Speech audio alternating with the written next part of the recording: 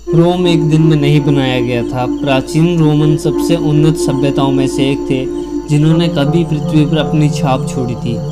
आप यकीन कर सकते हैं कि जहाँ भी गोल्डन ईगल मानक ने उड़ान भरी थी वहाँ पर रोम में सैन्य और नौकरशाही जमीन पर पहुँच गई थी। एक विरासत के साथ कुल 1500 से अधिक सालों तक की उनकी विरासत चली और सैकड़ों प्राचीन संस्कृति और समाजों के पतन के कारण को देखा जा सकता है। यह समझ में आता है कि रोम दुनिया की सबसे सामूहिक इतिहास का इतना बड़ा हिस्सा क्यों है।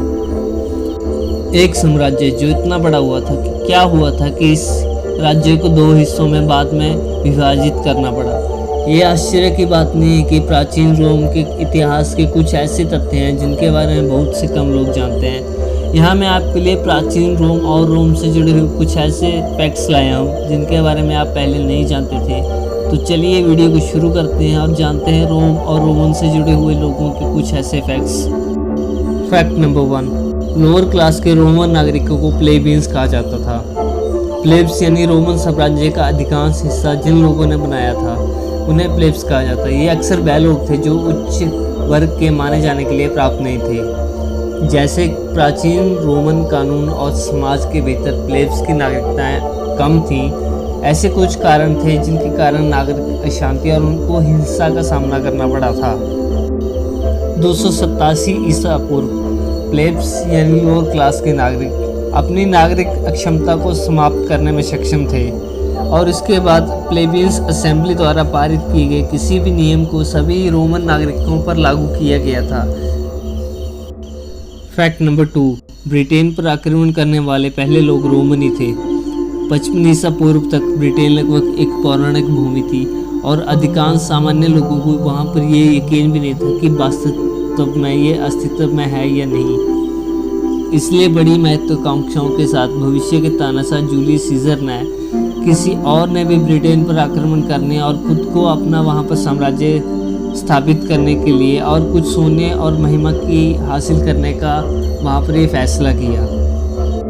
जब भी सीजर का ब्रिटेन पर पहला आक्रमण एक विनाशकारी और सैन्य विफलता थी और उसे वहाँ पर उसे कोई धन नहीं मिला, लेकिन इसके बावजूद उसे वह सभी गौरव प्राप्त हुए जिसे उसकी आवश्यकता थी, क्योंकि उसने न केवल साबित कर दिया कि ब्रिटेन वहाँ पर मौजूद है बल्कि उसने वहाँ पर आक्रमण भी किया था।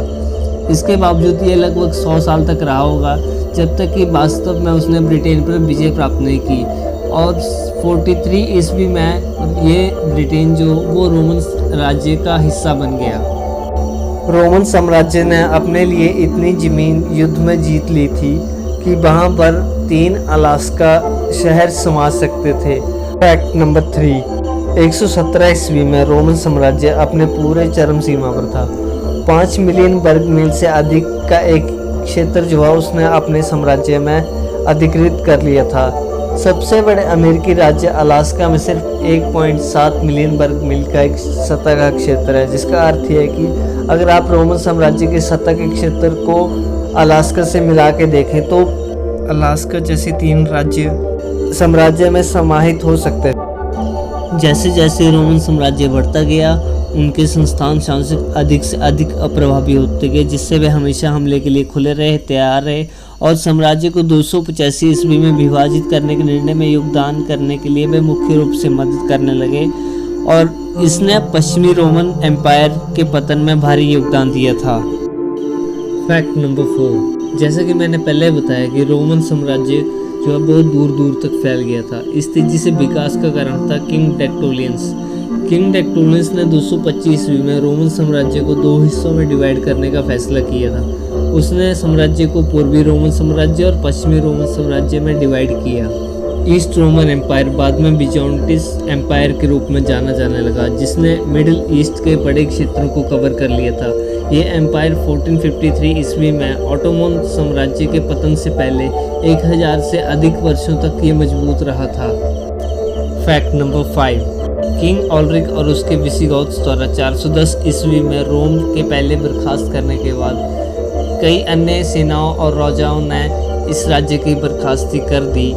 476 ईस्वी में जर्मनिक बर्बर ओज़डोर ने रोम शहर पर कब्जा कर लिया और रोम के लास्ट किंग रोमुलस अगस्त को अपना राज्य छोड़ने के लिए मजबूर कर दिया था।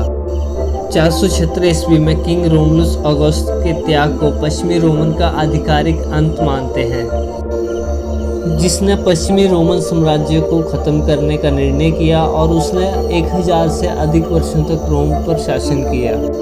रोम के पतन के बाद शिक्षा, सरकार, इंफ्रास्ट्रक्चर और संस्कृति रोमनों ने पूरे यूरोप में स्थापित कर दी थी और उसके बाद जल्द ही यूरोप बर्बरता और निरंतर युद्ध में गिर गया।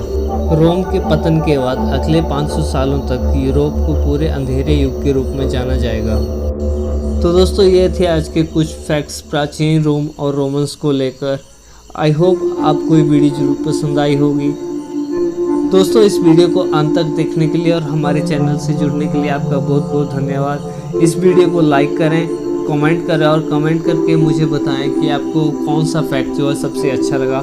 अगर आप हमारे चैनल पर नए हैं तो हमारे चैनल को सब्सक्राइब करके साथ में बेल आइकन को ज़रूर ऑन करें। इस वीडियो को अपने दोस्तों, अपने रिलेटिव्स के साथ ज़रूर शेयर करें, अपने सोशल मीडिया पर ज़रूर शेयर करें और आप हमें वहाँ टैग कर सकते हो। तो thanks for watching this video. तब तक के लिए friends, take care, bye bye, be safe, be curious. मिलते हैं किसी और नए वीडियो में नए टॉपिक के साथ।